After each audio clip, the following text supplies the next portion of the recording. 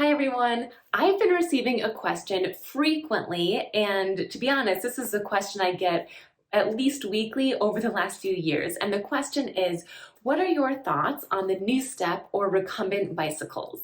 It's a great question. I know that a lot of people with multiple sclerosis who go to physical therapy will get put on some type of bike first.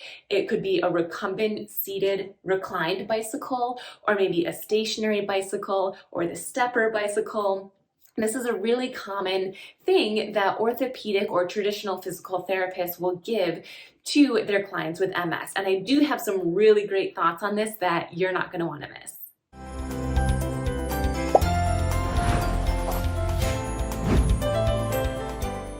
If you're new to my channel, welcome. My name is Dr. Gretchen Hawley. I'm a physical therapist and a multiple sclerosis certified specialist. One thing you need to know is that MS specialized physical therapy is very different from orthopedic or traditional physical therapy. I have a different video on that I will share with you. I'll link it up in the top here. But today's topic is, what are my thoughts on the NuStep bicycle, recumbent bicycles in general, and stationary bicycles? And I have some pros and cons on this topic. Before we even get to the pros and cons, we need to talk about what your goals are. Because if you have goals to increase your biking endurance, or your leg strength while you're in a seated position, or your cardio endurance, then the bike, any type of bike, a stationary bike, a recumbent bicycle, or even the stepper bike, is going to be a great option for you. However, where a lot of people run into trouble is when they have more function-based goals, such as walking. If the goals that you are working towards are things like improving your walking endurance, improving your walking quality, being able to climb stairs easier, these are movements and functions in a standing position. If you're walking or climbing stairs, you are upright. You're not sitting down.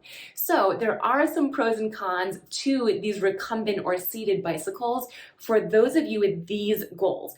I'm going to focus on these people in this group who are working on functional goals, because that is 99.9% of the clients that I work with. So if you are working towards general strength, general endurance, that first group that I mentioned, the bike is going to be a good option for you.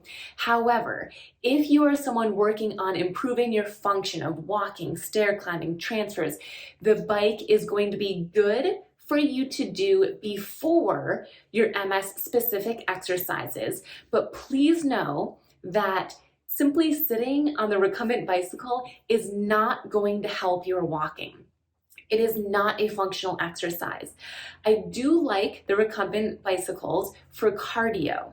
If you don't know this, a really interesting fact is that doing cardio exercise before your MS-specific exercises actually primes your brain for neuroplasticity, which means that if you do cardio exercise first, if you do an exercise to get your heart rate beating and higher than what it normally is, your brain is more likely to find those neural pathways that lead from your brain down to your muscles quicker, which is amazing. We want neuroplasticity to work. That is what is possible in multiple sclerosis in order for you to get stronger, better balance, and better walking.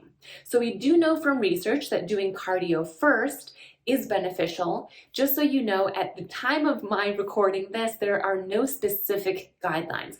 We don't know yet how intense the cardio needs to be or how long you need to do the cardio exercise.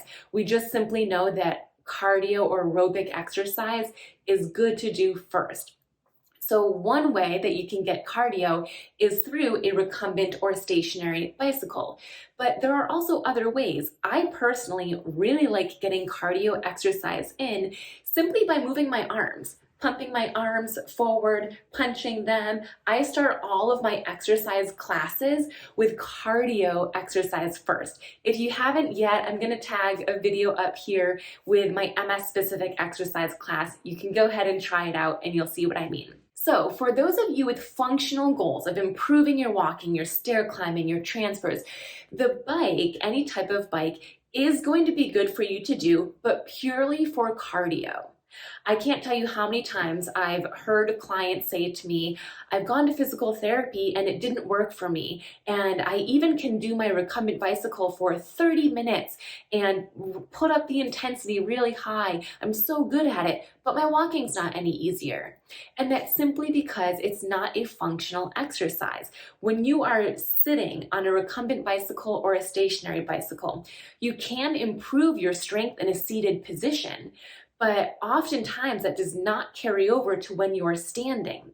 You might have full strength in your hip flexors or your hamstrings when you're sitting down, but you go to stand up and that hip flexor strength and hamstring strength isn't there. Your brain doesn't have that carryover to be able to utilize that strength in a standing position. Therefore, I do not like any type of bicycle for strengthening goals.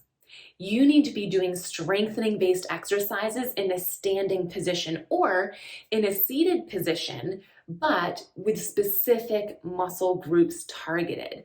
The bike works all muscle groups all at once, and therefore it's really easy to overcompensate with muscles that are already strong, not the weaker muscles that, due to that weakness, it's causing limitations in your mobility. So in an ideal world, the exercises that I would give all of my clients with MS would be cardio exercise first, and that can be on a recumbent bicycle, a stationary bicycle, or just seated and move your arms, or anything that gets your heart rate up. It could even be wall push-ups or push-ups on the floor if you can even get down there. That can be really tricky to do. But some type of cardio exercise first for maybe about 5 minutes or so, and then move on and do something different from the bike for your MS-specific functional exercises. And this should include exercises for strengthening, stretching, balance, and walking, in addition to your core. I have a lot of videos on my YouTube channel for functional exercises and giving you a bunch of examples. So here's just one that you can look towards and see how much information you can get from that one. But also I'd encourage you to just scroll through my channel. And if you really want more guidance and everything put all in one place that's really easy to understand, consider checking out my online MS wellness program, The Missing Link. This is a program where I have recorded myself demonstrating and explaining in detail all of my favorite MS-specific exercises that have been proven to help people with MS improve your strength, independence, function, and more than anything else, your quality of life. I will put a link down in the comments section where you can check out a behind the scenes video to see what the program entails. And there's also a link to book a behind the scenes call with me where I will hop on Zoom with you and potentially a few other people and show you what the program looks like and answer your questions. I've received so much feedback from this program that not only are my clients' function improving, they're walking, stair climbing, getting into and out of a car, into and out of bed, but they also feel more empowered, more free, motivated, hopeful, and in control over their MS. And I know that you would feel the same way.